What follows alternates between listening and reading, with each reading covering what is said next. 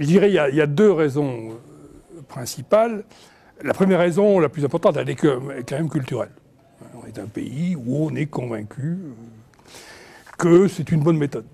Je disais tout à l'heure, si on veut essayer de caractériser pourquoi on pense que le déroulement est efficace, notamment pour les petits-enfants, alors qu'on sait qu'il ne l'est pas, c'est que nous avons, et c'est ce qui nous différencie de beaucoup d'autres pays, notamment les pays d'Europe du Nord, mais pas uniquement les pays d'Europe du Nord, nous avons l'intime conviction que l'élève, quel que soit son âge, et j'insiste bien sur le quel que soit son âge, a une part de responsabilité dans son échec. C'est-à-dire que si un enfant de 6 ans a des difficultés à lire, alors que beaucoup d'autres pays vont considérer comme ça, comme un problème qu'il faut résoudre et qui mérite une prise en charge particulière, il y a dans l'inconscient du système, on ne s'est pas exprimé aussi durement que je le fais, il y a dans l'inconscient du système l'idée qu'après tout, s'il travaillait un peu plus, il réussirait mieux. Donc j'ai eu souvent ce retour. Si vous supprimez le redoublement de CP, on ne saura plus comment les faire travailler. Donc, oui, donc l'enfant travaille sous la contrainte. Ça, je crois il faut bien comprendre ça. Quand on a compris ça, on comprend mieux les mécanismes qui sont derrière. Alors après, bon, il se trouve que je présidais le Haut Conseil de l'évaluation de l'école au moment où on a rendu ce fameux avis numéro 14, je crois que c'était en décembre 2004, et où pratiquement tout a été dit, j'ai envie de dire, tout a été écrit sur le redoublement à l'école et au collège, inefficace, injuste, enfin, tout ce qu'on peut dire. Aujourd'hui, à la demande de Nathalie Mons, j'ai essayé, c'est plus dangereux, d'aller un peu plus loin, c'est-à-dire au-delà, je dirais, de la réponse pseudo-pédagogique. Est-ce qu'il y a des causes qui tiennent au système lui-même? Alors oui, il y en a. Il y en a plusieurs qui sont d'ailleurs... Il y en a certaines qui sont bien connues et bien identifiées, et d'autres qui sont moins bien connues, et d'autres qu'on préfère passer sous silence. Les bien connus et bien identifiés, c'est notamment l'absence réelle de cycle d'enseignement. Le découpage par année est incontestablement un facteur de redoublement. La césure école-collège, qui est extrêmement violente. Alors bon, elle n'est pas violente qu'en France, mais en France, elle est particulièrement violente. Au moment de la concertation sur la loi de refondation, nous avions écrit que c'était extrêmement violent de passer en un été, en quelques semaines, on passe du maître unique ou de la maîtresse unique à 12 enseignants spécialisés. On pourrait probablement imaginer des formules plus lourdes. Donc l'organisation du système elle-même est génératrice de redoublement. L'organisation des programmes, leur lourdeur, mais également leur identification année par année, quand ce n'est pas semestre par semestre. Tout ça contribue à encourager et à pousser au redoublement. Il y a d'autres raisons qu'on n'ose pas dire, qui sont, je dirais, presque plus choquantes, qui sont des raisons corporatistes. Vous avez une classe unique en zone rurale, ou une école à 2 classes. Ouverture, fermeture de la classe, ça va se jouer à 2-3 élèves. On va faire doubler, on ne fait pas redoubler. Avec ça, j'évite une fermeture.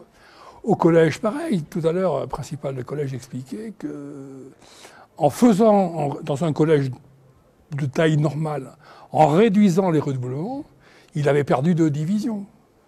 Mais en perdant 2 divisions, il a perdu les moyens qui étaient liés à ces 2 divisions. Vous savez, les collèges sont financés au nombre d'élèves, le fameux H sur E, heure par élève. J'ai un H sur E de 1, quelque chose, j'ai N élèves, je fais N fois H sur E et j'ai ma dotation horaire globale. Si je diminue mon nombre d'élèves, ma dotation globale va diminuer. Donc, qui dit diminution de globale dit moins de postes en moins, etc., etc. Personne n'osera le dire, mais j'ai l'intime conviction que ça peut jouer. Et pareil au lycée. On sait très bien que l'ouverture de telle ou telle division ou de telle ou telle spécialité va se jouer sur le nombre d'élèves.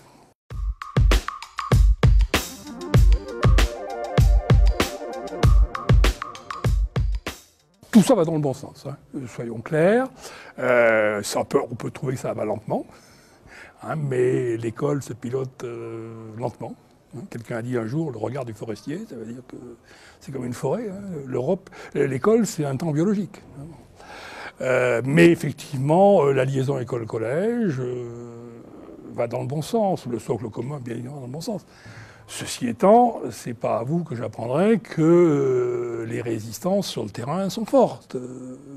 Nous continuons à avoir quand même des oppositions sur la place du collège. La place du collège continuité de l'école ou le collège propédeutique du lycée.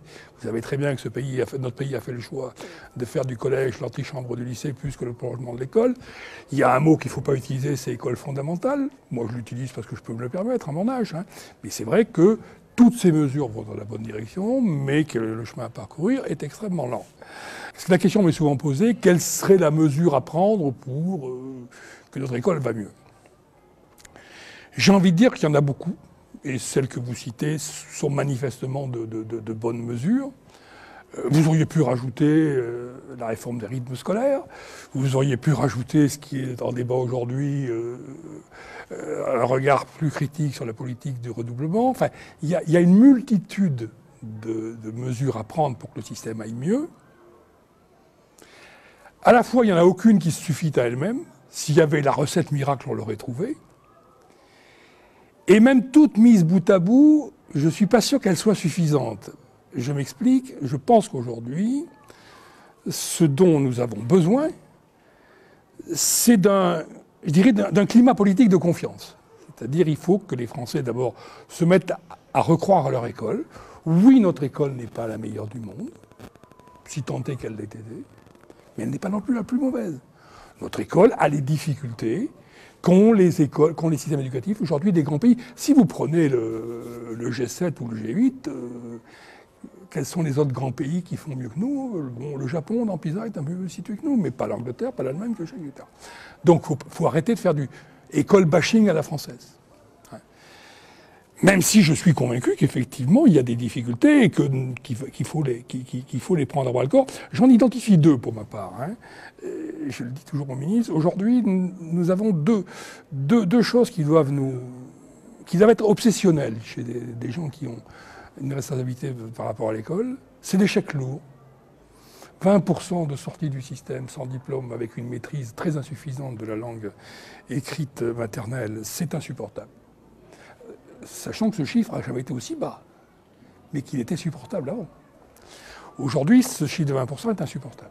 Et tant qu'on ne l'aura pas réduit d'une façon significative, et ça prendra du temps, et pas uniquement des moyens, nous aurons là un gros caillou dans la chaussure. Le deuxième mal dont souffre notre école, qui lui, malheureusement, là aussi, pour l'instant, les évolutions vont dans le mauvais sens, c'est un déterminisme social qui est devenu insupportable. Il a toujours existé, et puis dans tous les pays du monde, il y a un déterminisme social. Il est chez nous, particulièrement aujourd'hui, on voit ça. Donc là, vous avez vraiment deux choses qui doivent être obsessionnelles chez le ministre et la haute administration, les enseignants, enfin les chefs d'établissement et les enseignants.